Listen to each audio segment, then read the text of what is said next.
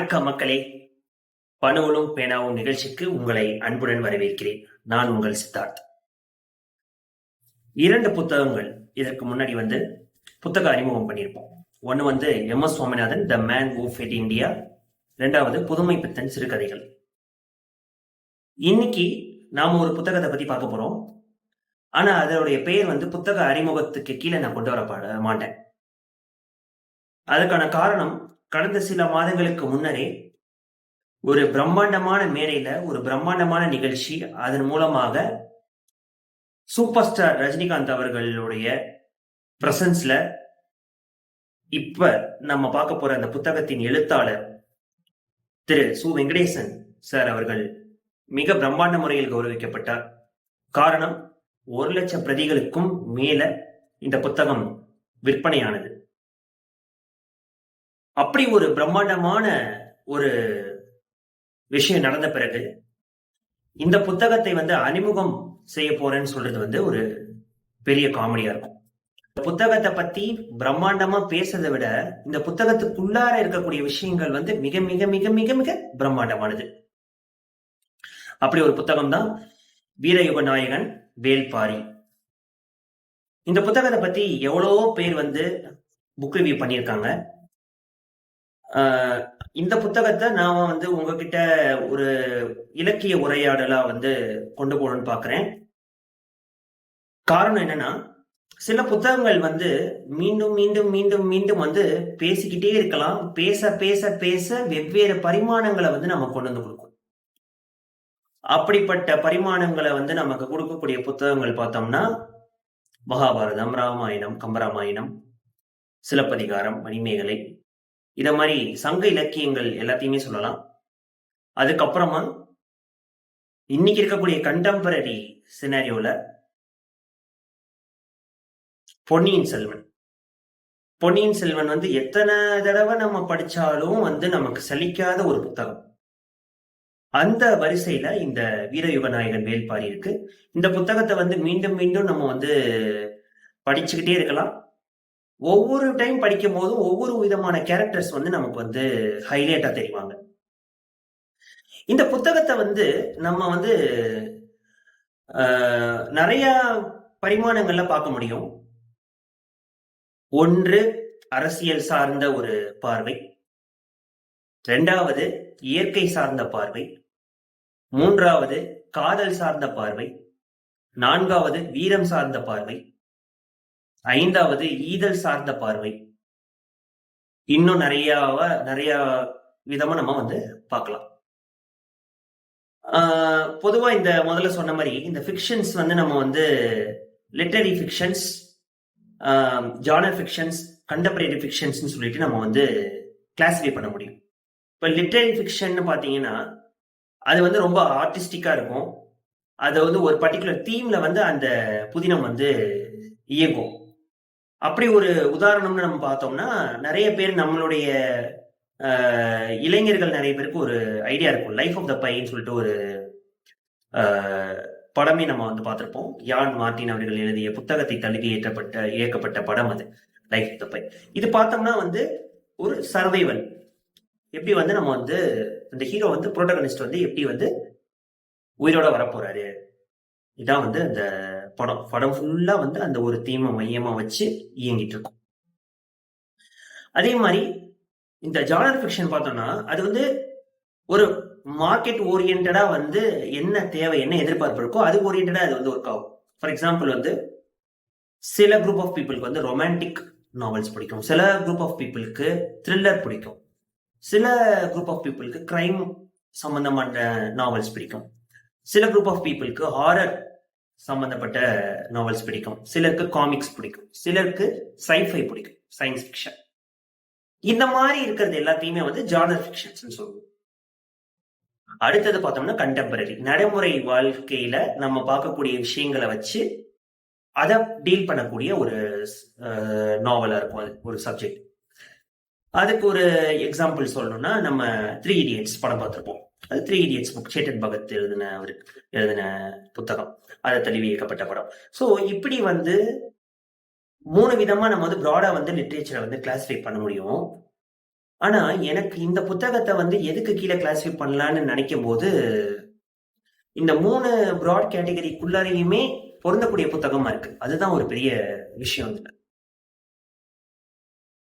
ஒரு இதுல வந்து ரொமான்ஸ் இருக்கு, பிரேவரி இருக்கு, ஒரு த்ரில்லர் இருக்கு, ஒரு சைஃபை இருக்கு. ஸோ எல்லா விதமான விஷயங்களையுமே கண்டெம்பரரிக்கும் பொருந்தக்கூடிய விஷயமா இருக்கு. இதுல எழுதப்பட்ட ஒவ்வொரு வார்த்தையும் சூவை அவர்கள் சொல்லியிருக்கக்கூடிய ஒவ்வொரு விஷயமும் இன்னைக்கு நடைமுறையிலையும் நம்மளால வந்து அதை பார்க்க முடியும், அதை உணர முடியும், அதை வந்து ஃபாலோ பண்ணவும் முடியும் சில விஷயங்கள். ஸோ அப்படி ஒரு நாவலா வந்து புதினமா வந்து இது இருக்கு, இந்த அமைஞ்சிருக்கு.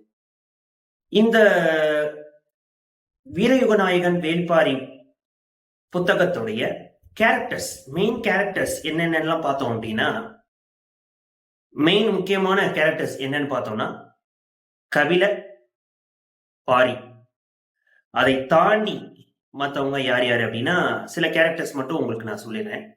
பழையன், நீலன், தேக்கன், மயிலா, உதிரஞ்சேரல், திசைவேலர், புதிய வெப்பன், பொற்சுவை, சூழ்கடல் முதுவன், வெள்ளிக்கொண்டார், மயூர்கிலார், அந்துவன், முஷ்குந்தர், குடவர்கோ, சுகமதி,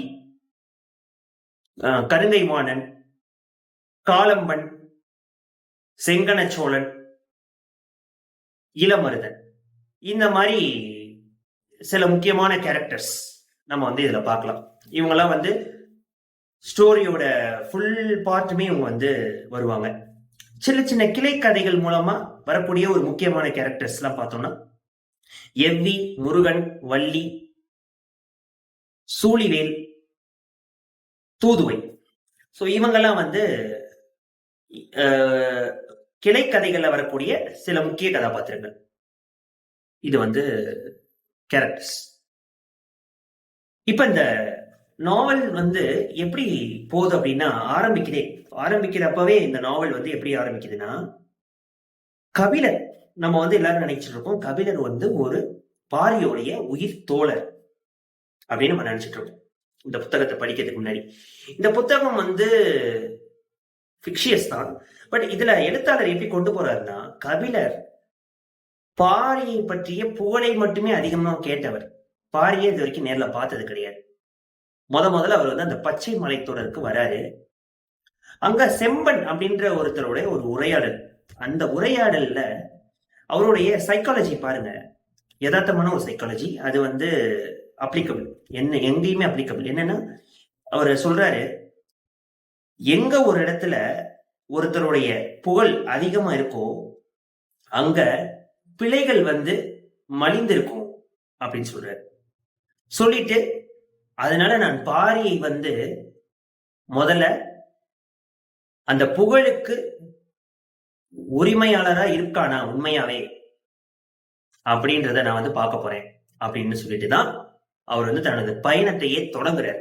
முதல்ல வந்து அவருக்கு பாரியை பற்றிய சந்தேகங்கள், பாரியை பற்றிய புகழ் மீது இருந்த சந்தேகங்கள் தான் அவரை பாரியிடம் கொண்டு செல்கிறது. இப்படிதான் அவங்க ஆரம்பிக்கிறாங்க பயணத்தை. இப்ப இந்த புதினத்துல வந்து எங்க வந்து எழுத்தாளர் வந்து இவ்வளவு மக்களையும் தன் வசம் வைத்திருக்கிறாருன்னு பாத்தீங்கன்னா, அந்தந்த கேரக்டர்ஸ்க்கு கொடுத்திருக்கக்கூடிய ஆழமான ஒரு எப்படி சொல்றது, ஒரு நம்ம வந்து லோக்கல் டேர்ம்ஸ்ல சொல்லணும்னா வந்து ஒரு பில்டப். ஆனா அந்த பில்டப்ன்றது வந்து எப்படின்னா மக்கள் கிட்ட அபிமானம் பெறக்கூடிய பில்டப்பா இருக்கு. அதான் வந்து இதுல முக்கியமான விஷயம். நம்ம வந்து பாகுபலி பார்த்திருப்போம். பாகுபலியில வந்து பில்டப் கரெக்டா எங்க செட் ஆயிருக்கும், எங்க வந்து டைரக்டர் வந்து அச்சீவ் பண்ணார் அப்படின்னா, அந்த பதவியேற்பு விழா நடக்கும்போது பாகுபலின்னு அந்த கிரௌட் வந்து கத்தும் போது, அந்த ஸ்வாட்ஸ வச்சு ஒவ்வொருத்தரும் வந்து கீழே கிரவுண்ட்ல தட்டும்போது, அந்த அதிர்வு வரும்போது, அந்த ஹீரோவோட வெயிட்டேஜ் டே போகும். அங்க வந்து அந்த டைரக்டர் வந்து வெரி சக்சஸ்ஃபுல். அதுதான் பில்டப் உடைய சக்சஸ். இன்னொரு இடத்துல கிளைமேக்ஸ் சீன்ல பார்த்தோம்னா அந்த பனைமரத்துல இருந்து போய் உள்ள போய் சண்டை போறது, அதுவும் ஒரு கைண்ட் ஆஃப் பில்டப். பட் அது வந்து அவ்வளவு ரசிக்கும்படியா இல்ல. பட் அந்த சீன்ல வந்து நம்ம எல்லாருமே ரொம்ப என்ஜாய் பண்ணி பார்த்தோம். சோ அந்த மாதிரி சக்சஸ்ஃபுல்லான ஒரு கேரக்டர் பில்டப் வந்து ஒவ்வொரு இடத்துலயும் அந்தந்த கேரக்டருக்கு கொடுக்க வேண்டிய இடத்துல கரெக்டா பேலன்ஸ்டா கொடுத்திருக்காரு எழுத்தாளர் அவர்கள். ஒரு சின்ன சாம்பிள் வந்து உங்களுக்கு நான் சொல்றேன். கபிலர் பாரிய பாக்குறதுக்கு அந்த பச்சைமலை தொடர்கள்ல முதல்ல நடந்து போகும் பொழுது நீலன் அப்படின்ற ஒரு போர் வீரனுடைய அறிமுகம் கிடைக்குது. இந்த நீலன் கபிலர் 2 பேரும் உரையாடுறாங்க. உரையாடும் போது கபிலருக்கு தான் ஒரு மிகப்பெரிய கவிஞர் அப்படின்ற ஒரு எண்ணம் இருக்கு. அதே மாதிரி பாரிய பத்தி சந்தேகங்கள் இருக்கு. இந்த எண்ணத்தோட அவர் இருக்காரு, நடமாடுறாரு. போகும்பொழுது நீலன் கிட்ட பேசும் பொழுது நீலன் குறிஞ்சி இடத்துல இருக்கக்கூடியவர். கபிலர் வந்து பல இடங்கள்ல போய் வசிச்சு ஒவ்வொரு மன்னர்கள் கூடயும் இருந்து வந்தவர், பல இடங்கள் பார்த்தவர். இப்ப கடலை பத்தி அவங்க பேசுறாங்க. அப்ப வந்து மனிதனாக பிறந்தவர்கள் எல்லாருமே கடலை வந்து தனது வாழ்க்கையில ஒரு தடவையாவது பார்த்துடணும் அப்படின்னு சொல்றாரு. உடனே நீலன் வந்து ஏன் அப்படின்னு கேட்கிறாரு. ஏன்னா கடல் வந்து மிகவும் பறந்து விரிந்தது, அளவிட முடியாதது அப்படின்ட்டு கபிலர் பதில் சொல்றாரு. நீலன் கேட்கிற கேள்வி தாங்க அங்க வந்து பெரிய பூஸ்ட். படிக்கிற நமக்கே வந்து சிலிர்க்கும். என்ன கேட்கிறாரு சொல்லிட்டாரு. கடல் வந்து பறந்து விரிந்தது, அளவிட முடியாதது அப்படின்னு கபிலர் சொல்லி முடிச்சோன்னு நீலன் கேட்ட கேள்வி என்ன தெரியுமா? எங்கள் பாரியின் கருணையை விடவா அப்படின்னு கேட்கிறாரு. பாரியின் கருணையை விடவா? எப்பேற்பட்ட டைலாக்! இப்ப பாரியோடைய அப்ப கேட்டவுடனே கபிலருக்கு வந்து அப்படியே மனதளவுல அவர் சுருங்கி போயிட்டாரு. என்னடா நம்ம வந்து என்னமோ சொல்றோம், கடல்ல தான் பெருசுன்னு சொல்றோம், இவங்களுக்கு அந்த பாரியோட கருணை இவ்வளவு பெருசா சொல்றாங்களே, எப்படிடா அப்படின்ட்டு ஒரு டவுன் ஆகுறாரு அந்த இடத்துல. அப்ப இன்னும் அவருக்கு உத்வேகம் வருது, பாரியை நம்ம வந்து சீக்கிரம் பார்க்கணும் அப்படின்ட்டு. அப்ப படிக்கிற நமக்கே வந்து பாரியை அங்க பார்க்கணுன்ற ஒரு இன்டென்ஷன் வந்துருது. சோ அதுதான் அந்த இந்த பாரின்ற கேரக்டருக்கு கொடுக்கக்கூடிய பில்டப் அந்த இடத்துல. அடுத்தது பார்த்தோம்னா ஒவ்வொரு கட்டமா வந்து போய் கபிலர் வந்து ஒரு போராடி தான் வந்து பாரியோடைய இன்ட்ரோ வந்து எப்படின்னா சூப்பர்பா இருக்கு. அதை வந்து நீங்க ஒவ்வொருத்தரும் வாசிக்கும் பொழுது ஒரு நீங்களே வந்து பாரியாவும் மாறிடுவீங்க, நீங்களே கபிலராகவும் ஆவீங்க. அந்த மோனோ ஆக்டிங் வந்து நீங்க இந்த இடத்துல கண்டிப்பா உங்களுடைய மனசு வந்து பாரியாவை மட்டும் இருக்கணும்னு நினைக்காது, அங்க கபிலராகவும் இருக்கிறதுக்கு நம்ம மனசு வந்து தோணும். அந்த அளவுக்கு வந்து கபிலரையும் பாரியையும் ஒரே ஃப்ரீக்வன்சில தான் வந்து கடைசி வரைக்கும் வந்து எழுத்தாளர்கள் கொண்டு போறாரு. அப்ப இந்த பாரி வந்து இன்ட்ரோ எப்படி இருக்குன்னா, கபிலர் வந்து ரொம்ப கஷ்டப்பட்டு வந்திருப்பாரு, டயர்டா இருப்பாரு, காலையில எந்திரிப்பாரு, ஒரு பாறையில படுத்து, குகையின் வெளியில ஒரு பாறையில படுத்திருப்பாரு. அங்க வந்து கண் விழிச்சு பார்க்கும் பொழுது சூரிய ஒளிப்படுது, யாருமே இல்லை, ஒரே ஒரு உருவம் சூரியனுடைய ஒளிக்கதிர்களை வந்து தன் முதுகுல மறைச்சிருக்கு. அப்படி ஒரு இந்த கேரக்டர், அந்த அசம்ஷன் பாருங்க அங்க. அப்படியே நீங்க அப்படியே யோசிச்சு பாத்தீங்கன்னா அவ்வளோ பிரம்மாண்டமான உருவம். அந்த உருவம் வந்து எழுந்து நடந்து வருது கபிலர் கிட்ட. கபிலரை பார்த்து வெல்கம் பண்ணிட்டு, ரொம்ப கஷ்டப்பட்டு இத்தனை நாள் டிராவல் பண்ணி வந்திருக்கீங்க, இனிமேல் நீங்க நடக்கக்கூடாது, நான் உங்களை தோல்ல தூக்கிட்டு போறேன் அப்படின்னு அந்த கேரக்டர் சொல்லுது. இது யார் நீங்கன்னு கேக்குறாரு. அதான் இன்ட்ரோ, ஹீரோ இன்ட்ரோவே. அது வரைக்கும் நமக்கே தெரியாது அந்த மனுஷன் யாருன்னு. அதுலதான் எழுத்தாளர் திரும்பி ஜெயிக்கிறார். அடுத்தது பார்த்தோம் அப்படின்னா, நம்மளுடைய கபிலர் அவர்கள் வந்து ஒவ்வொரு பாட்டா வந்து போகும் பொழுது கதை வந்து விரிவாகுது. அந்த கதை வந்து விரிவுபடும் பொழுது அது கொற்றவை கூத்துலதான் வந்து கருவா இருக்கு. கொற்றவை கூத்து தான் வந்து இந்த இத்தனை கதைகளுக்கும், இவ்வளவு பெரிய கதைக்கு வந்து ஒரு கருவா சொல்லலாம் கொற்றவை கூத்து. இந்த கொற்றவை கூத்துல வந்து இந்த பரம்பு மலை இருக்குல்ல, பாரியோடைய தேசம். இந்த தேசம் வந்து எப்படின்னா ஒரு பிரம்மாண்டமான தேசம். மூவேந்தர்களால கைப்பற்றணும் அப்படின்ற ஒரு ஆசைக்கு உட்பட்ட ஒரு தேசம். அந்த தேசத்துல யாரெல்லாம் இருக்காங்க அப்படின்னா, மூவேந்தர்களால் தோற்கடிக்கப்பட்ட எல்லா இனத்து மக்களும் அடைக்கலம் அடைந்த இடமா இருக்கு அந்த பரம்பு மலை. பாரி அத்தனை பேருக்கும் அடைக்கலம் கொடுக்கிறார். தோற்கடிக்கப்பட்டதுன்னா சும்மா தோற்கடிக்கப்படல, வணிகத்தினால் தோற்கடிக்கப்படுறாங்க. வணிகம் தான் படையெடுப்பு உண்டாக்குது. அந்த படையெடுப்பால அவர்கள் தோற்கடிக்கப்படுகிறார்கள். வணிகத்தினால் நில தேவைப்படுகிறது.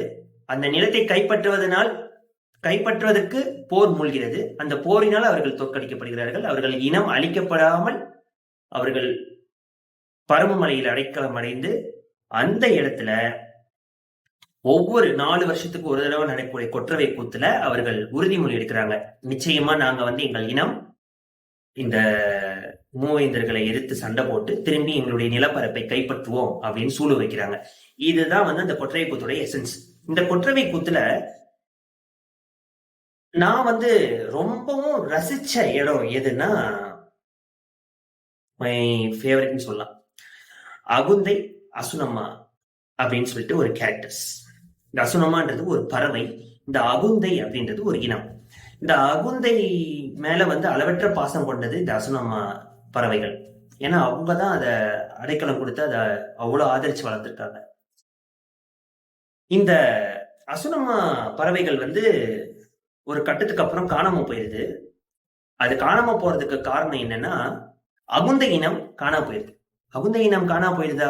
அகுந்தை ஒரு இனமே எப்படி காணா போச்சு அப்படின்னா, அங்கதாங்க. ஏன் இது எனக்கு ரொம்ப ஃபேவரட்னா, இது வந்து வைகை நதி ஓரமா இருந்த ஒரு இனம். நான் வந்து மதுரை மாவட்டத்தை சேர்ந்தவனா இருக்கிறதுனால எனக்கு அது ரொம்ப மனசுக்கு நெருக்கமா இருந்துச்சு. அன்றாடம் நான் வைகை கடந்து போய் வருவேன். இப்போ வைகை பார்க்கும் போதெல்லாம் எனக்கு அகுந்தையும் அசுனமாவும் தான் எனக்கு ஞாபகம் வராங்க.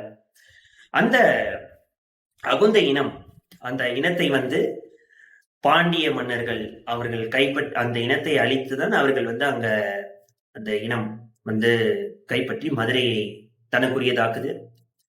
அப்ப அதுல அந்த இனத்தை சேர்ந்த ஒரு தலைவன், அது நீங்க படிங்க, அது யாருன்னு அந்த புத்தகத்துல இருக்கு. அந்த கேரக்டர் தான் ஒரு முக்கியமான கேரக்டர். ரொம்ப ரொம்ப ரொம்ப ரொம்ப முக்கிய கேரக்டர் அந்த கேரக்டர். அந்த அகுந்தை இனத்தை சேர்ந்த அந்த இளவரசன், அவன் ஒரு போர் வீரரா இருக்காரு பாரிக்கீழ. அவர் கபிலருக்கும் க்ளோஸ், பாரிக்கும் க்ளோஸ். அது நீங்க படிக்கும் போது அந்த கேரக்டர் யாருன்னு பார்த்துட்டு, இந்த வீடியோ பார்த்துட்டு பிறகு நீங்க படிக்கிறவங்களா இருந்தீங்கன்னா நிச்சயமா இந்த வீடியோல வந்து நீங்க படிச்சு முடிச்சுட்டு வந்து இந்த வீடியோல நீங்க எனக்கு கமெண்ட் பண்ணலாம். அந்த அகுந்தை அசுனம்மா கேரக்டர் அதை நீங்க படிக்கணும், நிச்சயமா படிக்கணும். அதுக்கப்புறம் நாகினி கேரக்டர்ஸ் இருக்கு. இந்த நாகினி கதாபாத்திரம் எப்படி வருது, நாகர்கள் பத்தி, குலநாகினி பத்தி வரும், நாகர்கள் பத்தி வரும். இந்த நாகர்கள் வந்து அவங்க எப்படி சூழலைக்கிறாங்க, இதெல்லாம் வந்து ரொம்ப பிரமிக்க வைக்கக்கூடிய ஒரு நடைகள்ல நம்மள வந்து எழுத்தாளர் வந்து அவரோட அழைச்சிட்டு போறாரு. இந்த இதுல அடுத்து ரொம்ப ரொம்ப ஸ்பெசிபிக்கா உங்ககிட்ட நான் ஷேர் பண்ணணும்னு நினைக்கிறது என்னன்னா, 2-3 சண்டைகள். அதுல வந்து கபிலரோட நடந்து போயிட்டு இருக்காரு பாரி. அப்ப வந்து ஒரு புதற்குள்ள இருந்து ஒரு செந்நாய் வெளியே வருது. ஒரு செந்நாய்ன்றது ஒரு அனிமல். கையில கத்தி வச்சிருக்காரு பாரி. செந்நாய் வருது. அது ரொம்ப சின்ன மிருகம் தானா சைஸ் அளவுல.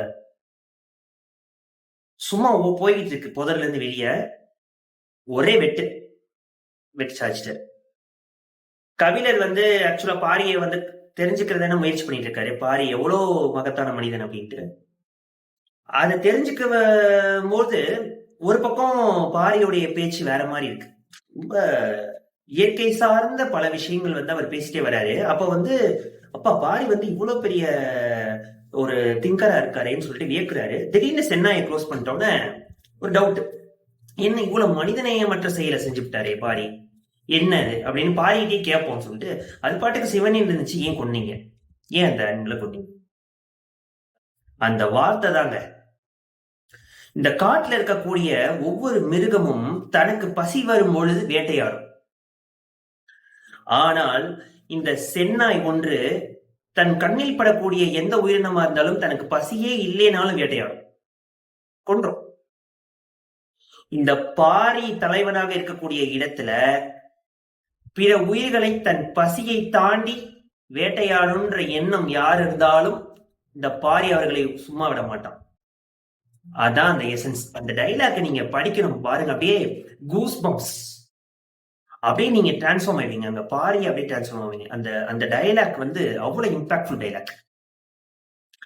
இது ஒரு ஃபைட் சீன். அடுத்த ஃபைட் சீன் பாத்தீங்கன்னா, இதுல வந்து ஒரு அழகான அத்தனை தாவரங்கள் பத்தி இதுல சொல்லப்பட்டிருக்கு. ஒரு உதாரணத்துக்கு சொல்லணும்னா, கொல்லிக்காட்டு விதை, நாகப்பச்சை வேலி, நாகரத்தான் புல், சந்தன வேங்கை, நாங்கில் மரம், சோமப்பூண்டு, ஏரிலைப்பாலை, வெச்சிப்பூ, கரந்தைப்பூ, வஞ்சிப்பூ, வாகைப்பூ, அத்திக்காய், பனைமரம், திரளி மரம், தும்முச்சி, குறிஞ்சி மலர், மகரவாழை, அணிவொல்லி பூண்டு, இந்த மாதிரி இன்னும் நிறைய இருக்கு. மற்றும் பல அப்படின்னு சொல்லி நிறைய இருக்கு. இதையே வந்து ஒரு ஆய்வு கட்டுரையை கூட நம்ம எழுதலாம்.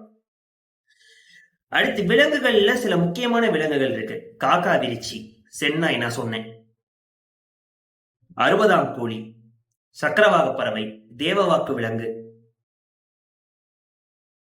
சுண்டா பூனை, இதெல்லாம் வந்து ஒரு முக்கியமான விலங்குகள் கேரக்டர்ஸ் வரும்போது. இப்ப இந்த தேவவாக்கு விலங்குன்னு சொன்னல, அது தேவாங்கு. தேவவாக்கு விலங்குன்னு ஒண்ணு வருது. இந்த கொற்றவை கூத்து அடிப்படையை வச்சுதான் வருது. கொற்றவை கூத்து நடக்கும்போது அந்த ஒரு மரம், அந்த மரத்துல இருக்கக்கூடிய தேவவாக்கு விலங்குன்னு சொல்லக்கூடிய இந்த தேவாங்கு வந்து எந்த கூடையிலிருந்து தனது பிடிச்ச பழங்களோ ஏதோ எடுக்குதோ அந்த இனம், எந்த இனம் வந்து அந்த கூடையை வச்சாங்களோ அந்த அந்த கூடைக்கு உரிமையான அந்த இன மக்கள் தான் அன்னைக்கு அந்த கூத்துல பார்ட்டிசிபேட் பண்ணுவாங்க, சூழ் உரைப்பாங்க. இப்படிதான் இந்த கதைகள் வந்து வருது. ஒவ்வொரு கிளை கதையும் அதுல வந்து வருது. இப்ப இந்த தேவவாக்கு விலங்க வந்து தெரிஞ்சுக்கிறாங்க. அந்த தேவவாக்கு விலங்கு வந்து எப்படின்னா, ஒரு பலத்த மழை பெய்யுது. அந்த பலத்த மழையில அந்த தேவவாக்கு விலங்கு வந்து 2 வந்து அடிச்சுட்டு போயிருது கீழே. பிடிச்சிட்டு போகும்போது சிற்றரசர்கள், பாண்டிய அரசனுடைய சிற்றரசர்களா இருக்கக்கூடியவர்கள், அந்த மலை அடிவாரத்தில் இருக்கவங்களுக்கு அது கிடைக்குது. அதை வந்து நம்ம புதுசா இருக்கு, அந்த விலங்கு அவங்க பார்த்தது கிடையாது. அதை வந்து நம்ம பாண்டிய மன்னர் வந்து அவருடைய பையனுக்கு கல்யாணம் வச்சிருக்காரு. இந்த கல்யாணத்துக்கு ஒரு பரிசை நம்ம கொண்டு போய் கொடுப்போம் அப்படின்னு நினைக்கிறாரு. அதுக்கு தனது மகன் இளமருதனை வந்து அனுப்புறாரு. அவன் கொண்டு போய் கொடுக்குறான். அவங்க வந்து இந்த வான சாஸ்திரத்துல வந்து ரொம்ப கவனம் செலுத்தக்கூடிய ஒரு பேரரசா இருந்திருக்காங்க பாண்டிய மன்னர்கள்னு சொல்லி இந்த கதையில வருது. இப்ப அந்த திசை வேளார், அவருக்கு கீழே வந்து ஒரு அந்துவன் சொல்லிட்டு ஒரு கதாபாத்திரம், அந்த அந்துவன் கதாபாத்திரம் வந்து கண்டுபிடிச்சிருக்காரு ஒரு விஷயத்த, அந்த தேவாங்க கிட்ட இருந்து ஒரு விஷயம். அந்த தேவாங்க என்ன பண்ணுதுன்னா நார்த் சைட் ஃபேசிங்ல தான் உட்கார்ந்துருக்கு. சோ இப்ப அது வந்து ஒரு மிகப்பெரிய வானசாஸ்திரத்துக்கு அது ஒரு ரொம்ப மிகப்பெரிய ஒரு கை கொடுக்கும்னு நினைச்சிட்டு அந்த தேவாங்க வந்து அவர் இந்த எங்க உட்கார வச்சாலும் அது வடக்கு பக்கம் பார்த்து தான் உட்காருது. இப்படி ஒரு பழக்கம்.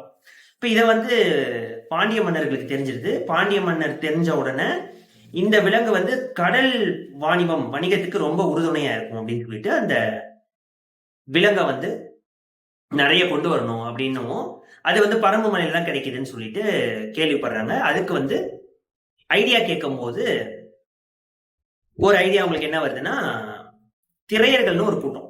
இந்த திரையர்கள் இனத்தை வந்து எனக்கு ரொம்ப பிடிச்ச ஒரு கேரக்டர்ஸ். இது காலம்பன் சொல்லிட்டு ஒரு கதாபாத்திரம். இந்த காலம்பன் கதாபாத்திரம் தான் அந்த திரையர்களுடைய தலைவர். அவங்கள வந்து போர் முனையில வற்புறுத்தி பாரியோடைய காட்டுக்குள்ள போய் அந்த தேவாங்க புடிச்சிட்டு வரணும்னு அனுப்புறாங்க.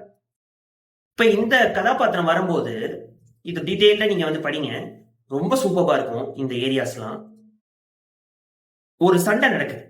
அந்த சண்டை நடக்கும்போது, அதாவது காலம்பன் இனம்ன்றதே தெரியாது பாரிக்கு, திரையர்கள்னு தெரியாது பாரிக்கு. பாரியையும் கேள்விதான் பட்டிருக்காரு காலம்பன். அவருக்கும் பாரியை நேர்ல பார்த்தது கிடையாது. இப்ப பாரி வந்து இவங்க வந்து அந்த தேவாங்க புடிச்சிட்டாங்க, புடிச்சு குழியில ஏத்திட்டாங்க. பாரி வந்து அதை தடுக்கிறாரு. இதான் வந்து சீன். ஓடுறாரு, சேசிங் பண்றாரு. பண்ணும்போது மலைகள் தாண்டி பயங்கர ஸ்பீடா ஓடுறாங்க. திரையர்கள் வந்து வேகத்துக்கு பேர் போனவர்கள். அவ்வளவு வேகமா ஓடுறாங்க. பாரி அதை தொடர்ந்து போறாரு. அப்ப வந்து ஒரு பயங்கரமான ஒரு வைல்டு ஆக்ட், சுண்டா பூனைன்னு சொல்லிட்டு ஒரு பயங்கர தன் கண்ணில் பார்த்த எந்த இரையையும் விட்டு வைக்காது. சரித்திரமே கிடையாது.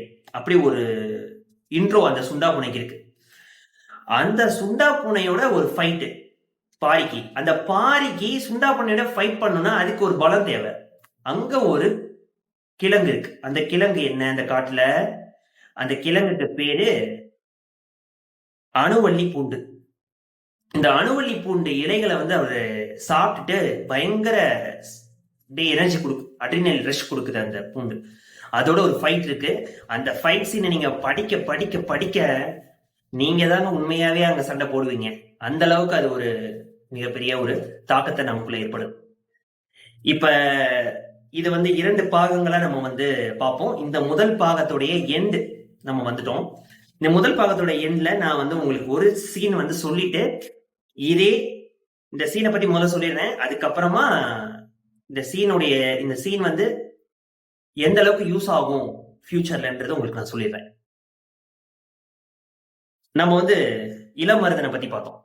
இந்த இளம் மருதன் வந்து எப்படியாவது வந்து பாண்டிய மன்னர் கிட்ட நல்ல பேர் வாங்கிடணும் அப்படின்றதுக்காக அந்த கல்யாணத்துல கலந்துக்க போறாரு. பாண்டிய மன்னருடைய பையனுடைய கல்யாணம், திருமணம். இப்ப இத தேவாங்க எல்லாம் நடந்துச்சுன்னா இந்த சண்டை இதெல்லாம் முடிஞ்சு காளம்பன் வந்து சரண்டர் ஆயிடுறாரு.